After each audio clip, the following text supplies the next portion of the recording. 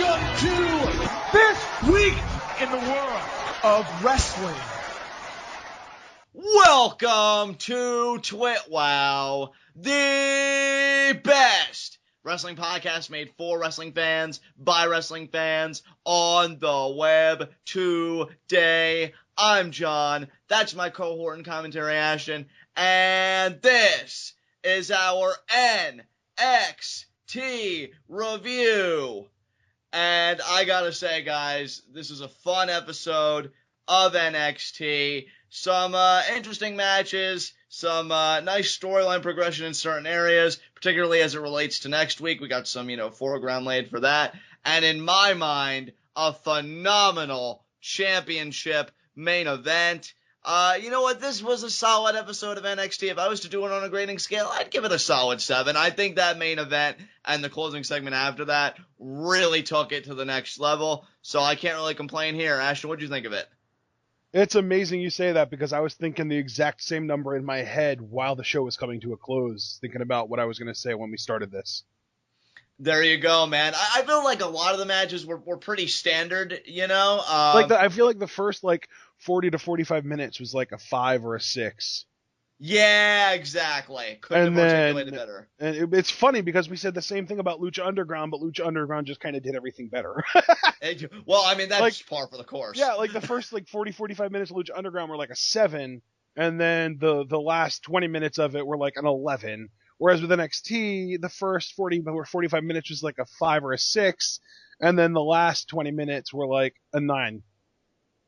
Yeah, I would completely agree with you there. So with that said, let's not have any wasted motion. Let's get right into our first segment, Heat of the Night. No heats of the night, no nitpick. I thought I was going to have a nitpick tonight, but I actually liked how they handled it, so I've got no complaints here. Yeah, no, I don't, it's one of those things where if I had to come up with a nitpick, it would be that it felt like there were too many squash matches tonight. Yeah, I could understand that. But other than that, I don't really have anything negative to say about the show. Just to kind of tack on to what you just said a second ago there, normally I say a lot of the time with NXT episodes that they feel very productive. This felt productive, but only towards the very tail end. So I really get what you're saying about the squash matches, because it really just felt like they were matches for the sake of having matches, but only until the tail end of this episode did I really feel like any real productivity, at least in my mind, was attained. Yeah. So with that said, let us roll right into our NXT review. And Ashton, if I'm not mistaken, we open this show up with the Lone Wolf, Baron Corbin. And this was, let me just say this. I know we don't usually talk about theme songs when they've been around for as long as Baron Corbin's has, but if you want to talk about just how amazing his theme song is, hearing his theme song to kick the show off made me excited for the show. You know what I like about Baron Corbin in general? I mean, I agree with you. The theme is fantastic, but I think the choreographing with the theme, his movements with the music and everything, I really like that too. Baron Corbin's really gotten down what his character is, its mannerisms, what he exhibits, the kind of attitude he exudes. I think Baron Corbin is really a gem in NXT that, as far as the internet community and spaces like that are concerned, he's still so grossly underappreciated, it's sad. But he goes against a man that is anything but underappreciated in Johnny Gargano here. And it was a solid matchup. I enjoyed it. I also like how, even with certain power offensive Gargano that would maybe get a near fall or even a 3 count on people, Corbin powers out at 1. I mean, what immediately comes to my mind, that slingshot spear that he does. And that only got a 1 count. But then the finish, too, I think was a perfect blend of heel work and dominance from Corbin, because he's actually taking a lot of time. He's posturing a lot after hitting the deep 6 on Gargano. He pulls Gargano up. He's talking trash. He leaves himself vulnerable, though, for a super kick. That really stuns Corbin. I mean, Gargano only gets a 2 count, but Corbin's really, he's dazed, he's confused, he rolls to the outside. He tries to create distance, so, he's actually running away, trying to create distance between him and Gargano. But when Gargano gets back in the ring, he runs right into the end of days. And that's how Corbin gets the win. So I actually like the booking of that finish, because I think it straddles the line of Corbin just being so dominant that he can beat you at any time, but also showing that heelish tendency of kind of averting a fight. So I appreciated that. Yeah.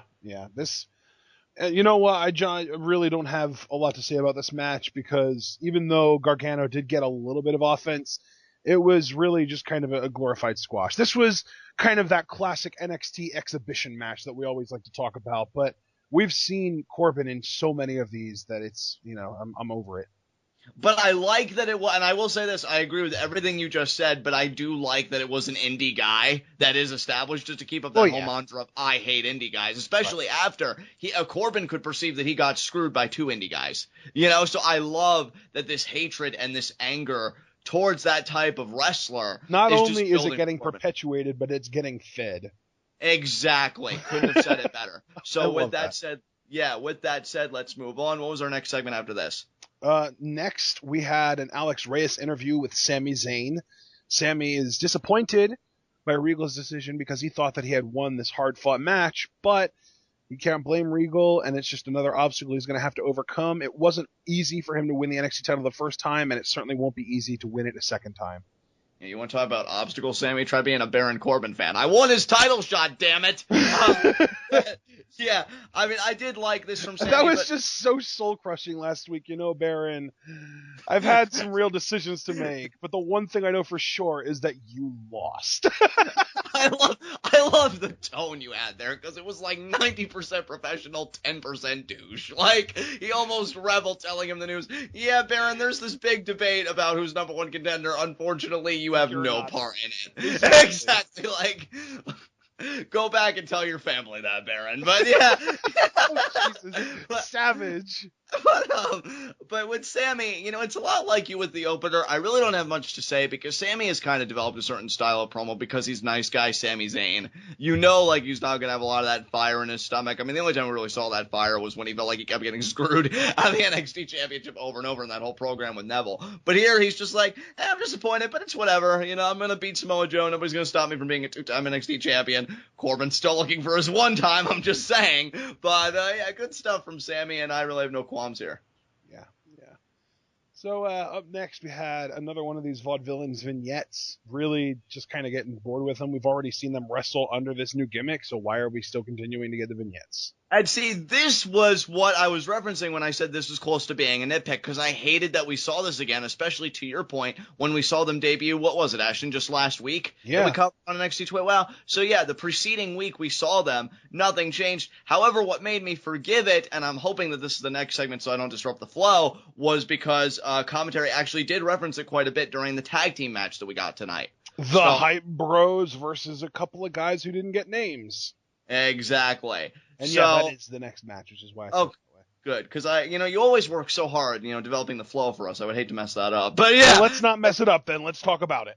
Yeah, I mean, this tag match, not really much to talk about, though, my friend. I mean, these guys were local competitors. Again, this was a squash match. Like, the first match you could argue was an exhibition, but this was a squash. Yeah, this was a squash straight up. And, I don't know if the Hype Bros and the Vaudevillains are in a program. If so, I would just like to say I am so sorry, Vaudevillains. I mean, I didn't think it would get any worse. So much better. I know. I didn't think it would get any worse. And really, like, John, you might disagree with this point, but to me, Zack Ryder deserves better.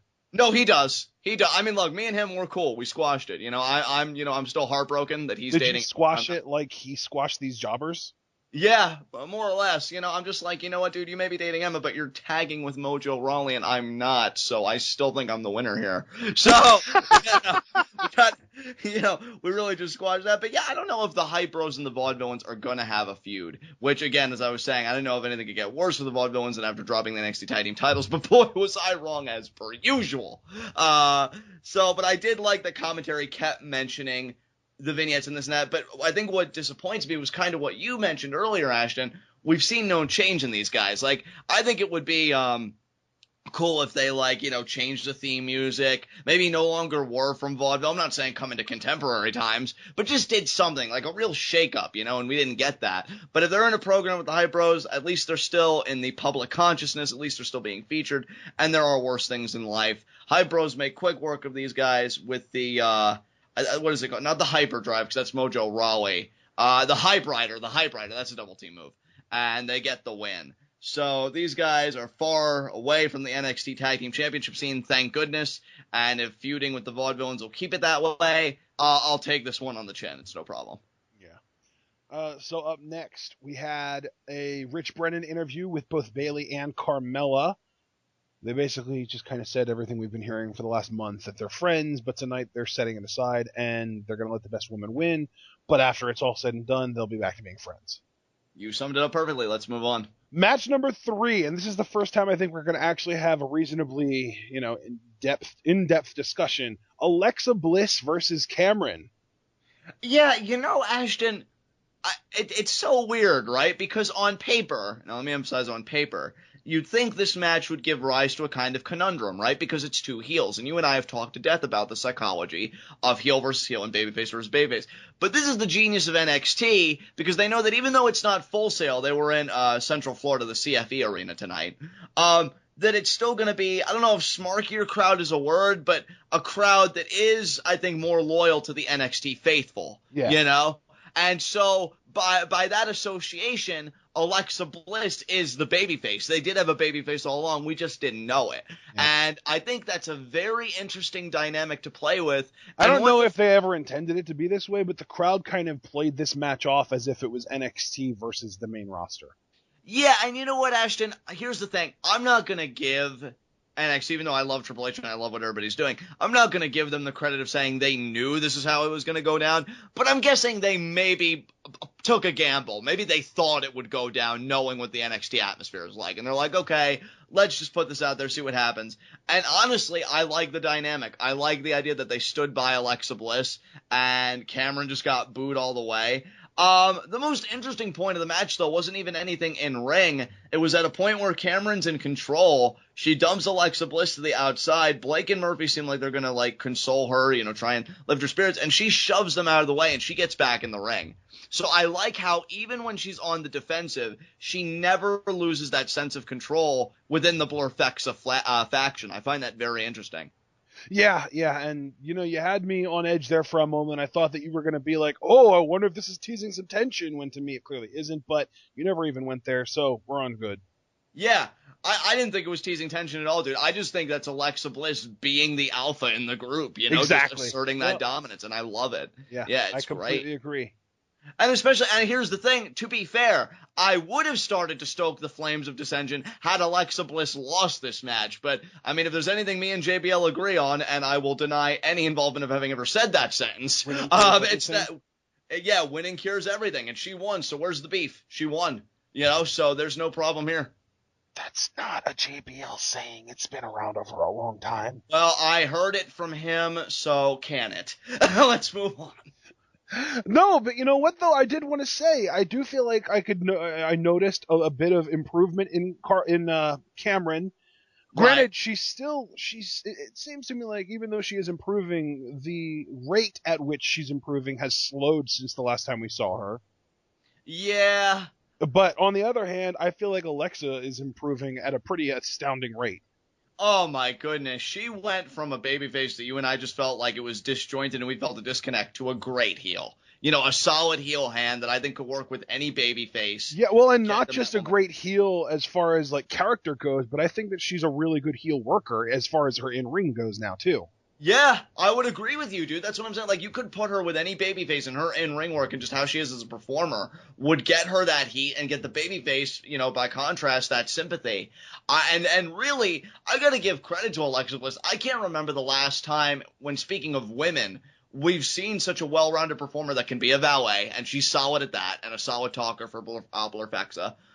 Solid in-ring performer where, I don't think she's ever going to have any 5-star matches, but she's going to do the job again of getting that heat and consequently getting the babyface the sympathy. She can do it all. She is that reliable hand in every sense of the word. And I think in a system like NXT, that is a sweet, sweet spot to be in. Yeah. So good for Alexa Bliss, man, for working her ass off and getting there. Yeah.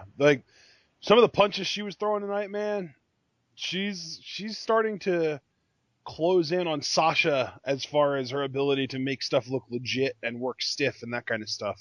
Absolutely. I completely agree. Yeah, it's really impressive. I'm definitely looking forward to see where she ends up in a year or two from now because she's been improving at a pretty crazy rate.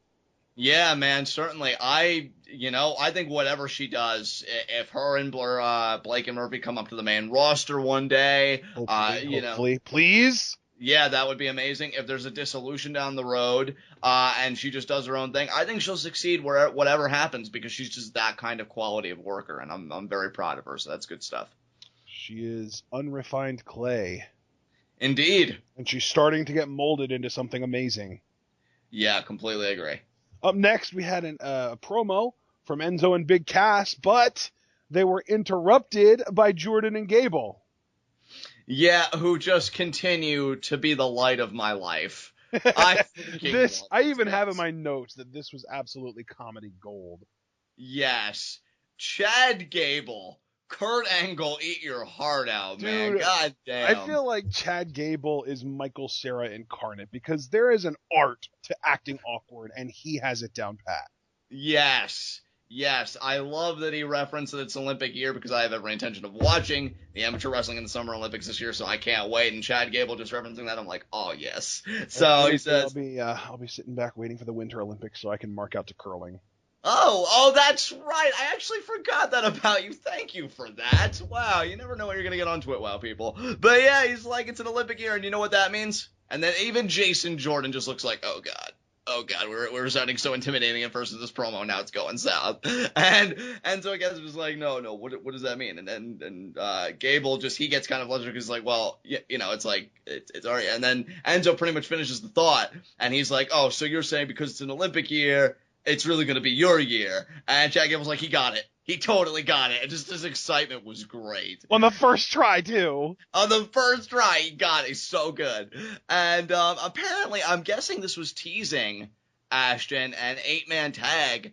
Enzo and Cass, American Alpha. I'm guessing the Mechanics. And what other team? Oh, I guess Blake and Murphy. And Murphy, because I know American Alpha had their beef with them. So, yeah, I'm assuming that's next week. So I think they said that it was, because, well, I don't know if you caught this, but they said that they were going to be back-to-back. Oh, okay. Yeah, so that makes sense. And really, I mean, an 8-man tag's fine, but, I mean, this just shows you what a big fan I am of American Alpha. Like, I'll take it. I'll take it readily. But I am just so greedy for them to just have standard tag matches, because I don't want anybody else to get involved. But I guess I'm just going to have to sit and wait for that American Alpha versus Enzo and Cass, and then American Alpha versus the Mechanics ultimately for those NXT tag team titles. Just a little bit longer.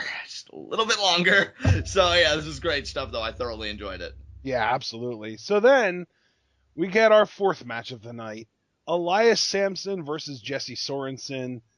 Really, this, a lot like the Hype Bros match earlier, this was straight up a squash match. Like, there was no offense from Sorensen in this match. This was just straight up Elias Samson crushing his competition. Let me field a question your way, Ashton. Just get it out there. I'm thinking I know what you're already going to say, and I think I'm inclined to agree. But we did hear the crowd chant at Elias Samson tonight, drift away. Kind of a play on the whole idea that he is the drifter. Is that the kind of heat he should be looking for? Were you happy to hear that response? Yeah, I am. Because I think that, it's starting to kind of click for me because as soon as Corey Graves kind of endorses someone, they become cool. Right. And I think that the whole idea behind this whole drifter character is that maybe he thinks he's cool, but he's not. Right. So I'm starting the idea of Graves kind of crapping on him, and it's not like Graves is crapping on him and Phillips is like standing up for him or anything. They both don't like him. So this is just getting Elias Samson over as an unlikable guy. Right. And you know what I like about it, and I think I said this in Elias Samson's last match with, his mannerisms and how he conducts himself. I love the amused look on his face with the drift away chants. Like, he looks at these people and he smiles because he's like, that's nice, everybody. And then he goes right back to business. I don't know, there's just a vibe that Elias Samson gives off with this gimmick that I really dig. I don't think he's really like most heels that we see.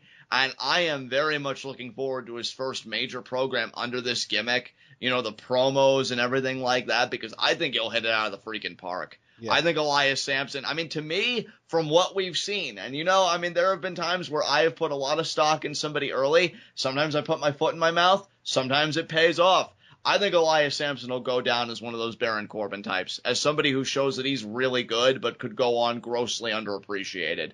I just see that kind of ability in him, so it'll be curious to see how this all pans out. Yeah, absolutely. I will say, too, I don't know if you caught this, but there was a moment in this match where Graves was talking about how, he did some real journalism. And he went to Pittsburgh and he talked to some of his buddies, and he was talking to some real drifters and some real panhandlers and that kind of stuff. And none of them had ever said that they saw Samson before. But then he talked to some guys at a bar, and they said that he used to hang out at the jukebox and play Nickelback nonstop. Wow. Scorched earth. Yeah, pretty much. Wow, that's an even worse burn than when he talked about how Becky Lynch called him a hipster and it made him spill his craft beer. Wow. I can't add anything to that unless you have anything else you want to say. We can move on. Yeah, let's move on. We have an Alex Reyes interview, second one of the night actually, this time with Apollo Crews. This was really just kind of putting an end to the whole Crews Balor thing. Just kind of giving us some closure. Crews gave Finn his all, and even though it didn't really turn out the way he hoped it would, he's just kind of, he's content knowing that there isn't that loose end still dangling. Here's the thing, though, and what I found interesting, and again, maybe like our LU review earlier, I'm looking into things, or maybe I'm seeing what I may want to see. Because Apollo Crews, I found his tone and his expression very interesting. And he said that match showed me what I have to do to get to the top and to be the best. The next time you see me in that ring, it's going to be a new Apollo Crews.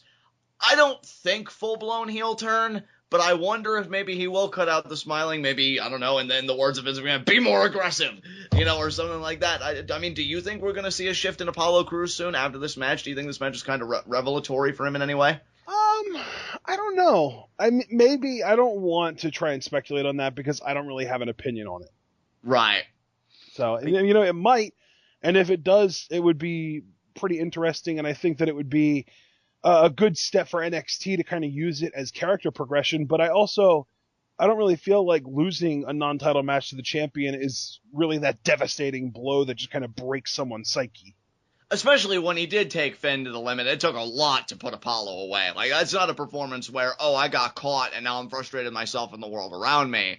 Like, you two killed each other. So, I don't want to go all the way and be like, oh my god, heel turn. But I found the whole thing very interesting, to say the least. So, I'm keeping my eyes on it. Yeah, I'm definitely, I don't know.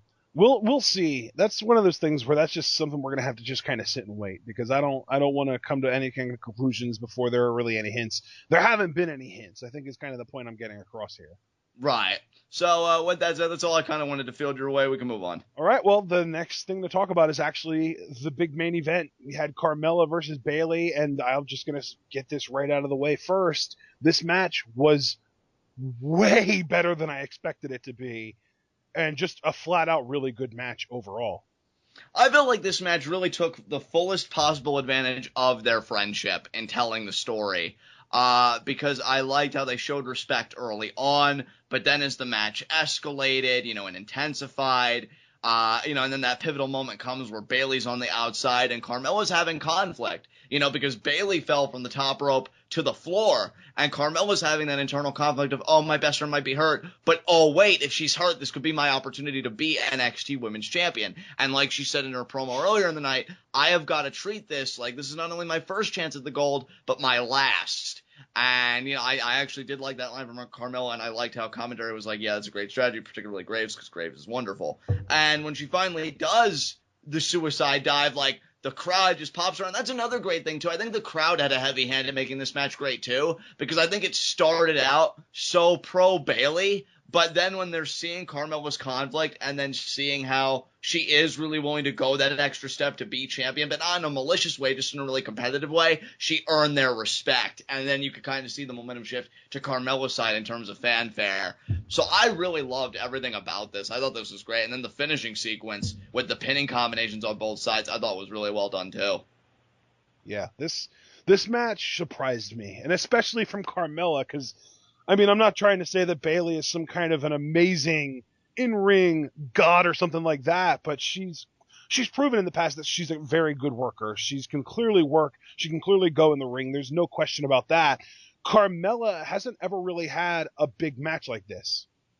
Yeah, and you know what else, just as a quick aside from like the main talking points that we're hashing out, that I really liked about this match that I wanted to get out there. I love how they protected Carmella's submission finisher, because she doesn't even hook it in here.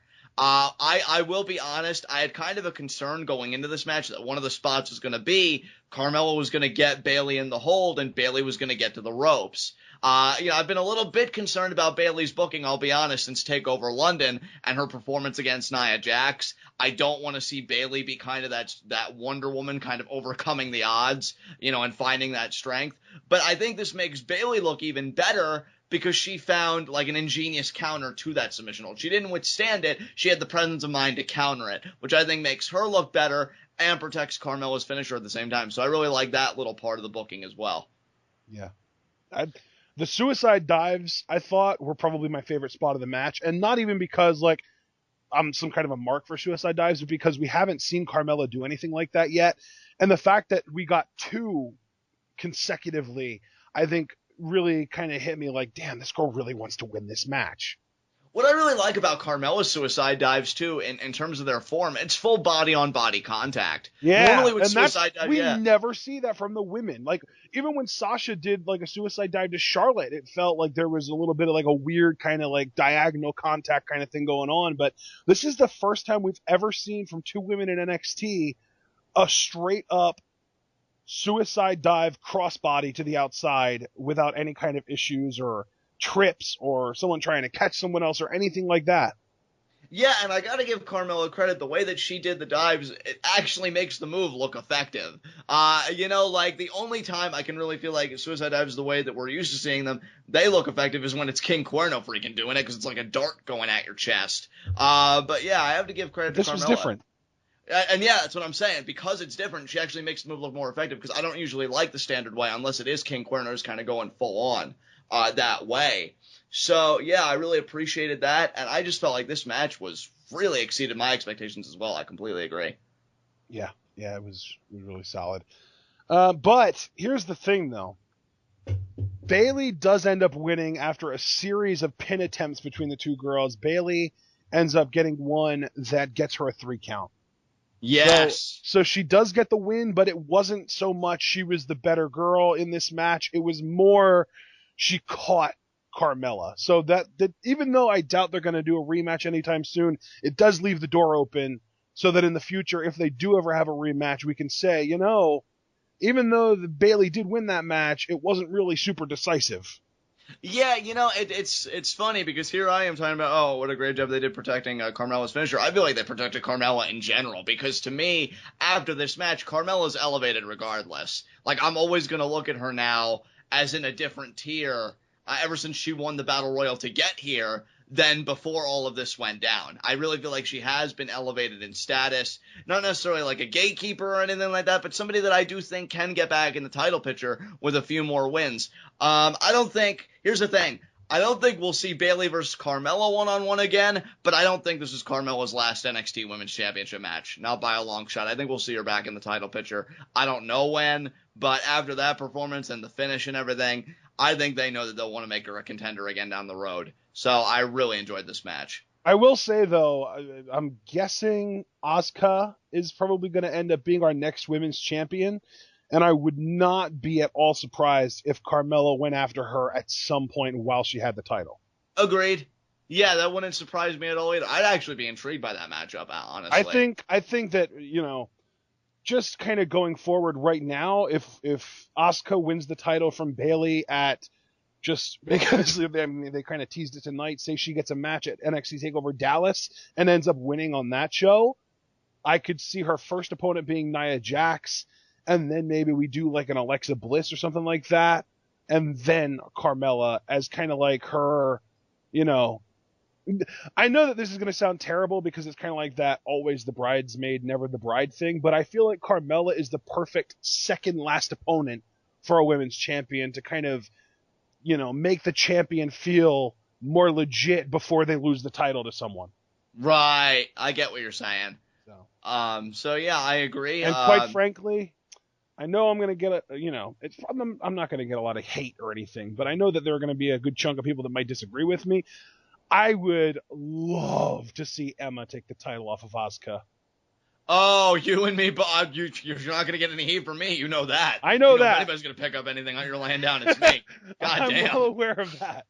So, it's just one of those things where I don't ever want Emma to be on the main roster again because we saw what they did with her, and that's just not worth the risk. So let Emma be like what Bayley is now, where she's the cornerstone of the women's division. Yeah, and you know what? I hate to say this too, and now maybe it's my turn to take some flag, because everybody should know, and really nobody should have a right to criticize. They know how I love Emma.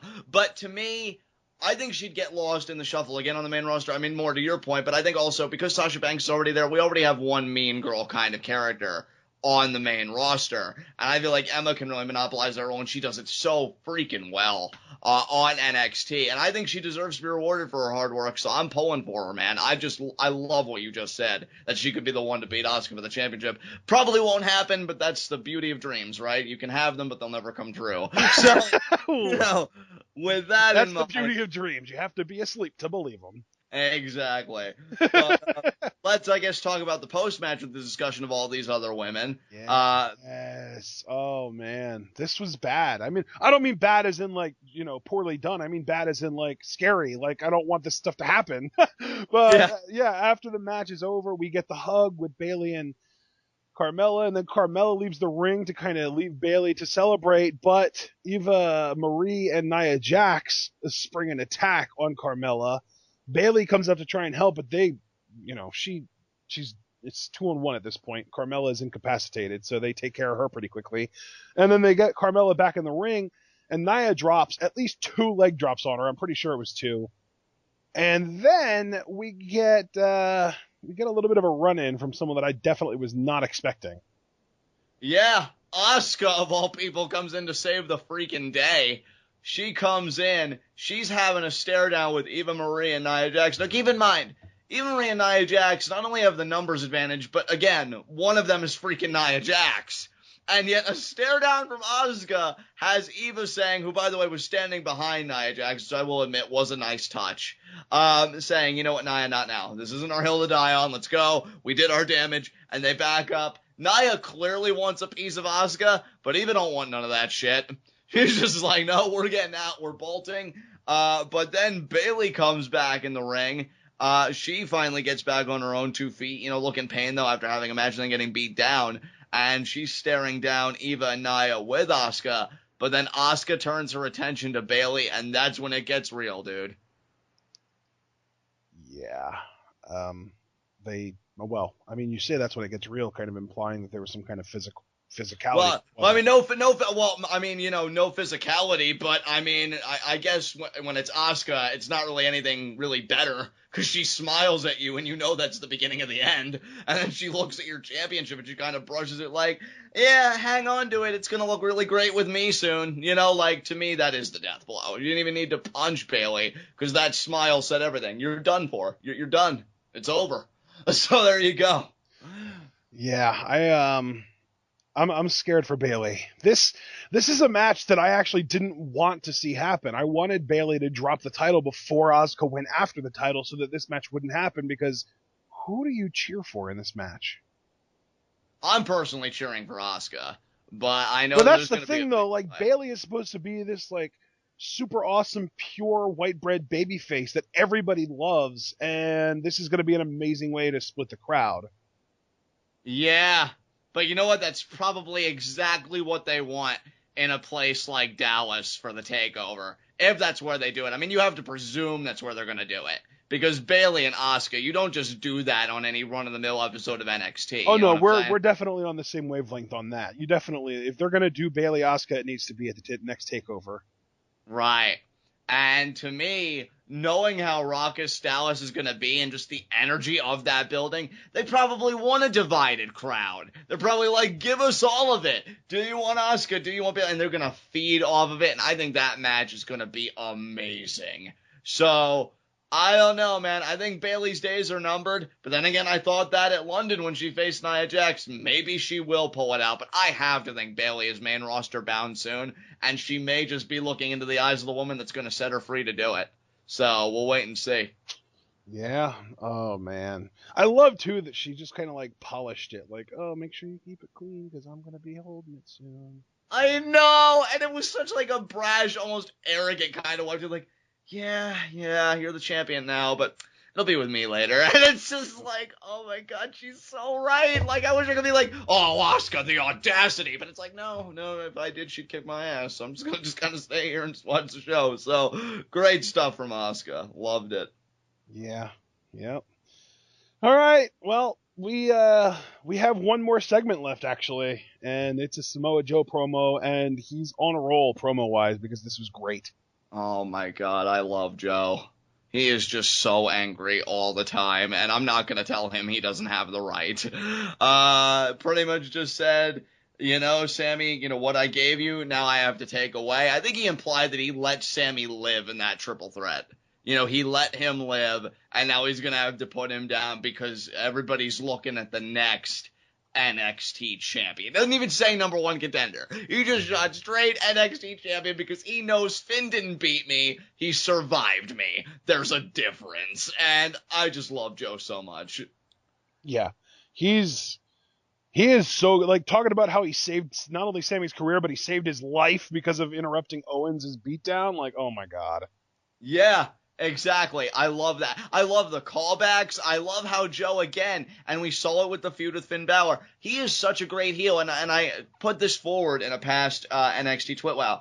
To me, the scummiest of person, because I've known people like this, are those that can rationalize any behavior they undertake.